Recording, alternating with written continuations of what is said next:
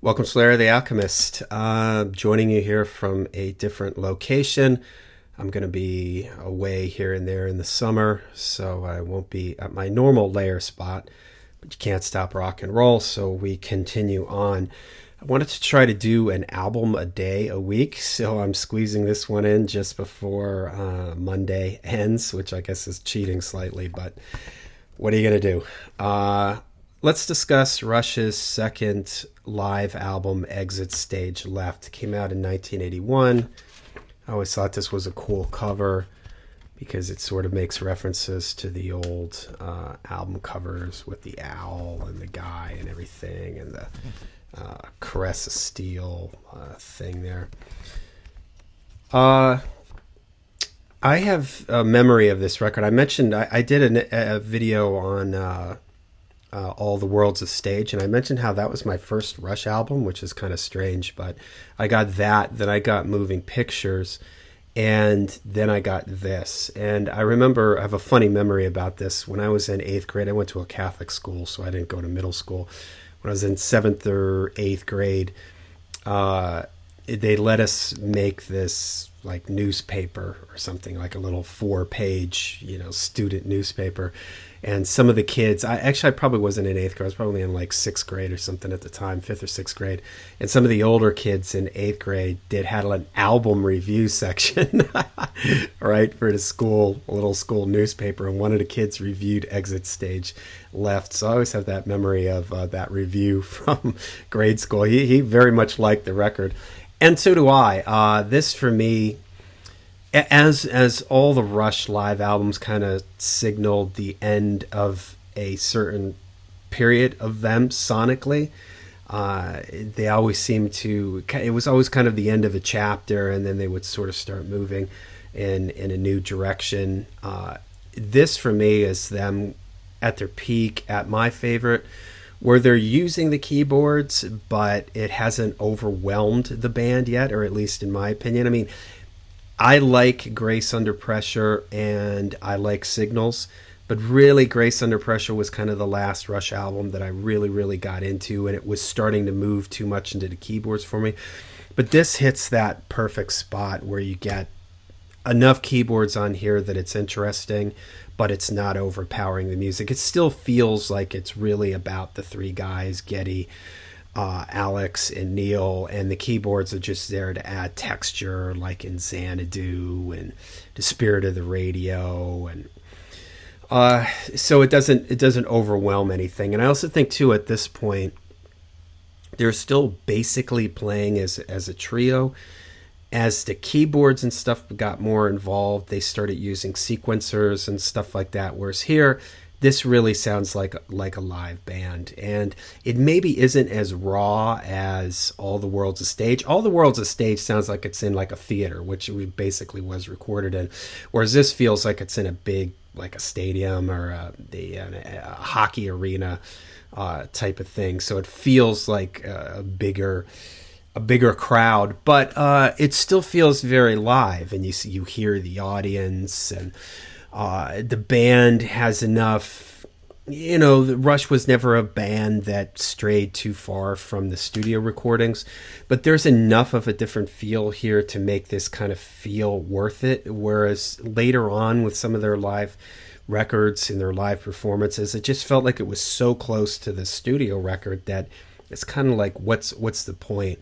I was surprised as I was getting ready to do this. I haven't listened to this in a while, and as I was listening to it, I was thinking to myself that the other thing that when I first got this that I really liked about it was I wasn't burnt out on any of these songs yet, especially the Moving Pictures stuff. But like Tom Sawyer, for instance, I'm kind of burnt out on that song, but at this time I was still enjoying Tom Sawyer.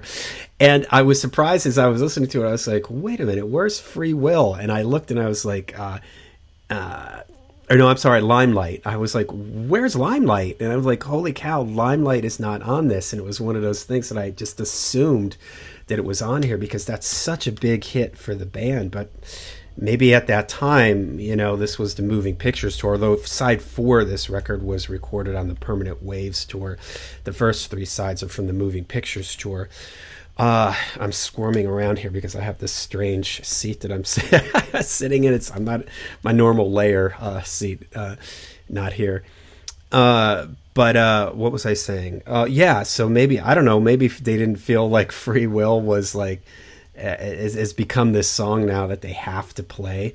So that was kind of shocking that it wasn't on here. And you get a pretty like interesting set list here. You get two instrumentals, La Villa Strangiato and YYZ. And you get stuff like Beneath, Between, Behind, Jacob's Ladder. I remember when I was younger, I didn't really like Jacob's Ladder. I felt like it was too long and a little bit too boring. But I've come to appreciate that song over time. You get Xanadu, which is pretty cool and pretty long. I love that middle section where they're just sort of making the little noises, like you're out in the jungle or something like that, and this is again this perfect balance of keyboards and the band. Like I love when Geddy, he's playing the keyboards, do do do do do do, and he's playing like that melody, to stand within the pleasure dome decreed by Kubla Khan, and then he goes to his bass, plays this like really cool fill and comes right in. That is just so cool. I like it when he just has the analog synths right there, and he plays and goes right back and forth between that. That to me is just again the sort of the perfect my perfect spot for Rush. So I always love that one. The Trees is amazing. That little Bruns Bane guitar thing that Alex plays beforehand is super cool. I always felt the production on this one was a little bit darker sounding than All the World's a Stage. It felt a little bit more in your face. This has a little bit more of a distance to it, but I really like it. I think it adds to the mood of it. Let's see what else you get. The Spirit of Radio, one that I'm kind of a little bit burnt out on now, but it's a great opener.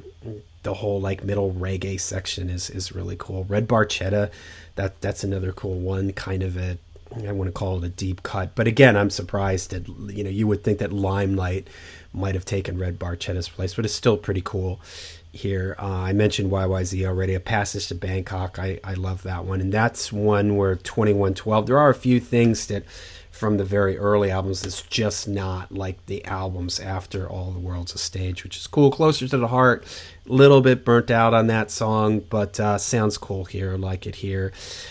What else? I mentioned Xanadu. Free Will, of course, that's really cool. Tom Sawyer.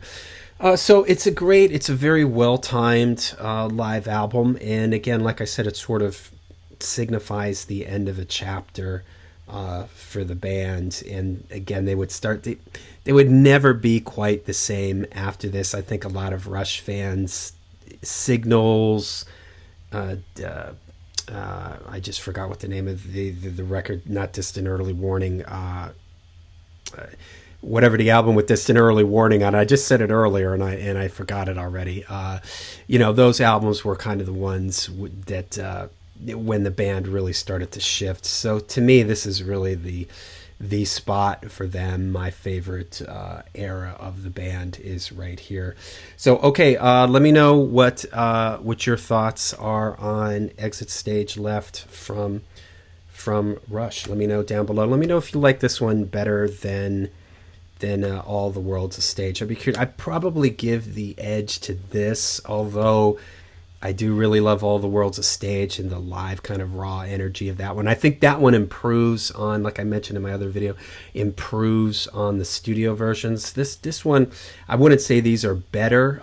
These are just a little bit different than the studio versions, but still basically on the same plane. Some of them are a little bit better. Like I think Beneath, Between, Behind, I think comes off better here. I think Closer to the Heart comes off better here. Maybe even like Xanadu comes off really well on here. But all right, let me know what you think down below in the comments. Till we see you again, make sure you stay heavy, stay metal.